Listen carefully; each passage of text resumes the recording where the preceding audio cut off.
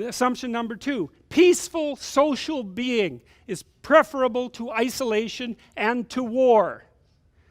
In consequence, it justly and rightly demands some sacrifice of individual impulse and idiosyncrasy. Okay, so you want to live alone in the bush? You're going to starve to death and be eaten by black flies. It's not a good solution. Okay, so you have to cooperate with other people, and that means you can't get to be your whimsical self 100% of the time. It means that most of you has to be sacrificed so that you can be approximately like everyone else. Now that's a real sacrifice, right? It's a sacrifice of it might even be a sacrifice of some of the unique qualities that everyone needs from you. Socialization costs, but the advantage of it is, well, we get to exist. Look, we can all sit together in this hall and no one has their hands around each other's throats, and we're talking about serious things. Okay, man, that's worth something. And what it's worth in part is you don't get to be whatever spectacularly colored creature you want to be all the time. You have to do what you can to be normal and predictable. And it's not like normal and predictable is the highest virtue, because it's not.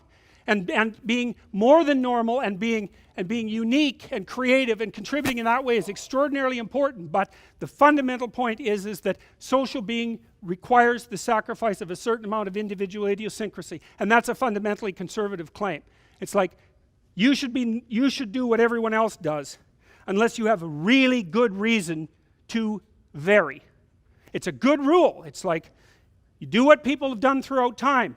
You grow up, you find a partner, you establish a stable relationship, you get a job, you make yourself useful, you have some children, you do something productive and interesting with your spare time, and you try to act like a respectable human being. That's what you do. That's a conservative ethos. And if you have something spectacular about you that needs to be revealed to the world, then break some rules, man. Go right ahead. I'm dead serious about that. But most of the time you don't. And even if you happen to be a special person, and you might be, 90% of you still isn't special. So most of the time you're still going to be following the rules.